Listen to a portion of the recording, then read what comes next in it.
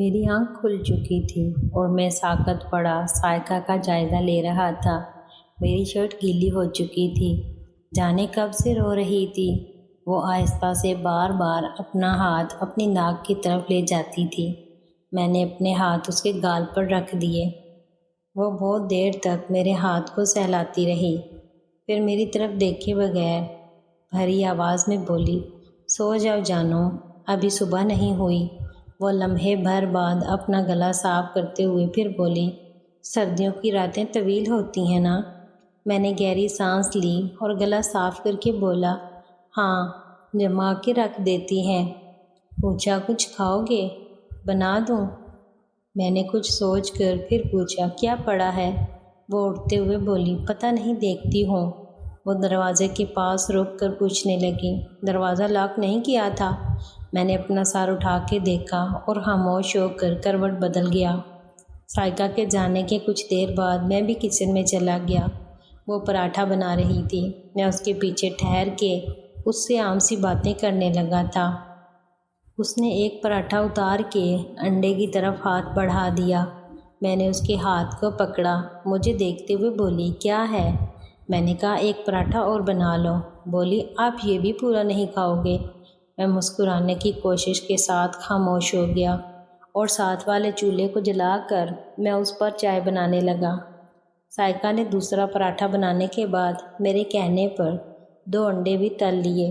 میں نے اسے منہ ہاتھ دھونے کا کہا، وہ روم میں چلی گئی۔ وہ باتھ روم سے باہر آئی تو میں بیڈ پر دسترخوان سجائے بیٹھا تھا۔ بولی، چائے پیو گے آپ؟ میں نے کہا، ہاں، آج سر میں درد ہو رہا ہے تو۔ وہ ایک کپ چائے کھسکا کر مجھے اپنے ہاتھ سے کھلانے لگی تھی۔ میں نے منہ بند کر کے چہرہ دوسری طرف پھیر لیا۔ بولی، کیا ہے؟ میں نے کہا، تم کھاؤ۔ بولی، موڈ نہیں ہے، بس چائے پی لیتی ہوں، آپ نے جو بنا لی۔ میں نے چائے کا کپ اٹھا کر سائیکہ سے بولا، بس اسے رکھ دو۔ بولی، کیا ہے جانو؟ میں نے کہا، موڈ نہیں ہے۔ بولی، پھر مجھ سے کیوں بنوایا؟ بس ایسے ہی، میں نے سر جھکاتے ہوئے کہہ دیا۔ بولی، اچھا میری طرف دیکھو۔ میں اس کو دیکھنے لگا۔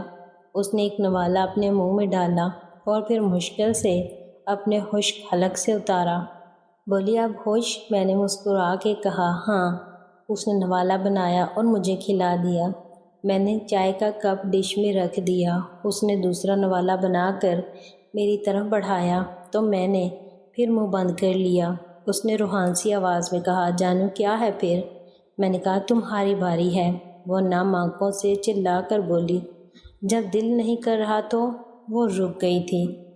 سائیکہ نے آج پہلی بار اس لہجے میں میرے ساتھ بات کی تھی۔ میں سر جھکا گیا۔ وہ نوالہ ڈش میں رکھ کر لیٹ گئی تھی۔ میں دسترخوان سے تھوڑا پیچھے ہوتے ہوئے چائے کی ڈش کو سائیڈ پر کر گیا۔ وہ بہت دیر بعد اٹھتے ہوئے بولی، سوری جانو، تم کیا کہتے ہو؟ میں نے مسکرا کر اس کی طرف دیکھا اور بولا، ایک نوالہ آپ کا، ایک میرا۔ بولی، اوکے۔ پھر پراٹھا توڑتے ہوئے اٹھ گئی۔ بولی، گرم کر کے لاتی ہوں۔ وہ چائے والی ڈش کے ساتھ دوسری ڈش بھی اٹھانے لگی تھی۔ فجر کی اذانیں بلند ہونا شروع ہو گئیں۔ صبح 9 بجے میں نے اس سے 1 گھنٹے میں آنے کا کہا اور نکل پڑا۔ میں بینک سے ہوتا ہوا مارکیٹ چلا گیا اور اپنے ساتھ سائیکہ کے بھی کچھ سوٹ خرید لیے اور گھر آ گیا۔ میں نے اسے تیار ہونے کو کہا۔ وہ بہت دیر سر جھکائے بیٹھی رہی، پھر پہلی بار پوچھا تھا، اب کہاں جانا ہے؟ میں نے گہری سانس لی اور بولا، اب کیوں پوچھا ہے؟ بولی، بس پتہ نہیں کیوں۔ میں نے بڑے شاپر کی طرف اشارہ کرتے ہوئے پوچھا، اس میں بیگ ہے، میرے ساتھ اپنے کچھ سوٹ بھی ڈال لو۔ وہ نہ چاہتے ہوئے بھی اٹھ گئی تھی۔ ہم دوپہر 3 بجے کے قریب سائیکہ کی بستی کو جانے والی کچی سڑک کو پیچھے چھوڑتے ہوئے مین روڈ پر آگے بڑھ گئے۔ سائیکہ نے مجھے دیکھا اور پھر سر جھکا گئی۔ میں نے بولا، سکی، تھکی بیٹھی ہو تو پیچھے سو جاؤ، سفر لمبا ہے، ہم کراچی جا رہے ہیں۔ اس نے گہری سانس لی اور کپاتے لبوں سے جانو کہا اور پھر خاموش ہو گئی۔ ہم صبح ہونے سے کچھ دیر قبل کراچی پہنچ گئے تھے اور اچھا ہوٹل تلاش کر رہے تھے۔ ہوٹل کے روم میں ہم نے اس وقت ہوٹل میں دستیاب نہاری اور پراٹھے کھائے اور سو گئے۔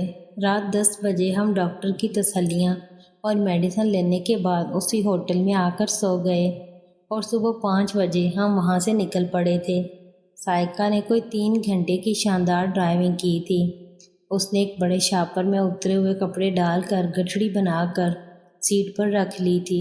مجھے پیچھے لیٹنے کا بولا تھا۔ ایک ہوٹل سے ڈنر کرنے کے بعد وہ میری گود میں بیٹھ کر ڈرائیونگ کرنے لگی تھی۔ رات 9 بجے کے قریب ہم مکان میں پہنچ گئے تھے۔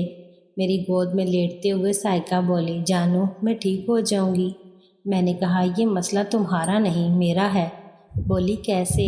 بچے مجھے چاہیے نا، بس تم ٹینشن نہیں لو۔ ہم راستے سے لایا گیا دودھ اور جوس پینے کے بعد سو گئے۔ میں نے موبائل پر ٹائم دیکھا، صبح کے 7 بج چکے تھے۔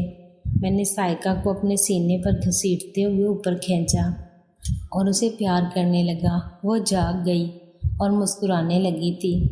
میں نے اسے پہلی بار جگایا تھا، ورنہ اس سے قبل اس کے جاگنے کا انتظار کرتا تھا۔ بولی خیریت؟ میں نے کہا کالج کی تیاری کر لو۔ کچھ دیر خاموش پڑی رہی، پھر بولی اوکے۔ پھر وہ میرے گال پر چٹکی بھرتے ہوئے بولی، جیسے میرا جانو بولے گا۔ میں نے عام زندگی میں مسکرانا چھوڑ دیا تھا اور صرف سائقہ کی مسکراہٹ کا جواب مسکراہٹ سے دیتا تھا۔ شاکرہ بھی مجھے دیکھ کر سنجیدہ ہونے لگی تھی۔ سائقہ نے کال کر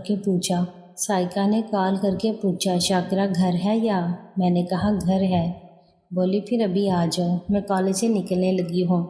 یہ ہمیں کراچی سے واپس آئے 20واں روز تھا اور میں تقریباً روزانہ 1 گھنٹے کے لیے اس کے پاس جاتا تھا۔ میں سائقہ کے پاس پہنچ چکا تھا اور اس کے گلے ملنے کے بعد روم کی طرف چلا گیا۔ بیڈ کے درمیان شہد کی بوتل دیکھ کر میں نے سائقہ کے بستے پر زور کا تھپڑ مارا۔ وہ ہنسنے لگی تھی۔ میں نے جوتے اتارے ہوئے تھے۔ بیڈ کے نیچے کچھ محسوس کیا اور ہاتھ بڑھا کر تکیا کو کھینچ لیا۔ اس پر میری ایک پرانی پنک ٹی شرٹ چڑھی ہوئی تھی اور اس پر نیلے رنگ سے بڑا سا جانو لکھا تھا۔ میں نے حیرت سے سائقہ کی طرف دیکھا۔ اس نے مسکراتے ہوئے تکیا میرے ہاتھ سے لیا اور بیڈ پر آ کر اس تکیے پر الٹی سو کر آنکھیں بند کرتے ہوئے بولی، اکیلے سونے کے لیے۔ میں نے سائقہ کی قمیض کو پکڑ کر اسے اوپر تک پھاڑ دیا اور اس کی کمر پر شہد ڈال کر چاٹنے لگا۔ مند ہوشیوں میں آگے بڑھتے ہوئے جب میں سائقہ کو اپنے نیچے گٹھڑی بنائے تالی کی آواز سے لذت کے آخری لمحات کی طرف بڑھنے لگا تو بیڈ پر ادھر ادھر دیکھتے ہوئے سائقہ کو سوالیہ نظروں سے دیکھا تو بولی، پروٹیکشن پھینک دیے؟ اور پھر اس نے اپنے پیٹ پر تھپکی دی۔ میرا جسم اکڑنے لگا اور میں آنکھیں بند کرتا اس پر ساکت ہو گیا۔ سائقہ اپنے اندر گرتی بوندیں محسوس کرتے ہوئے کھلے منہ سے کمرے کی چھت کے پار دیکھ رہی تھی۔ میں شام کے فوراً بعد گھر آ گیا۔ ہم نے کراچی کے 4 دورے کر لیے تھے اور سائقہ اب ہر ہفتے مجھے بلاتی رہی۔ وہ اب گھر بہت کم جاتی تھی۔ فروری کے پہلے ہفتے میں سائقہ نے مجھے بہت محبت سے کہا، جانو آپ کہیں بھی شادی کر لو۔ میں چونک گیا۔ پوچھا تو بولی، جانو کچھ بھی نہیں ہو رہا ہے اور میں تمہیں زمانے میں تماشا نہیں بنانا چاہتی۔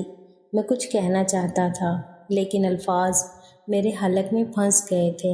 میں گھر پہنچا تو اس وقت گھر کے گیٹ پر محلے کے بچے کھیل کر شور مچا رہے تھے۔ میں ٹوٹے بدن کو گھسیٹتا کمرے میں چلا آیا۔ کچھ لمحے بعد شاکرہ نم آنکھوں سے میرے بیڈ سے لٹکی ٹانگوں کے درمیان بیٹھتے ہوئے بولی، زاہد مجھے معاف کر دو، میں نے اپنی انا کی تسکین کی خاطر بہت رلا دیا۔ زاہد مجھے معاف کر دو۔ وہ پھوٹ پھوٹ کر رونے لگی تھی۔ زاہد جب تم بچوں کی آواز پر ٹوٹ جاتے ہو نا تو میں اندر سے کٹ جاتی ہوں۔ زاہد آپ نے میرا احترام کیا، آپ نے مجھے بہت پیار دیا۔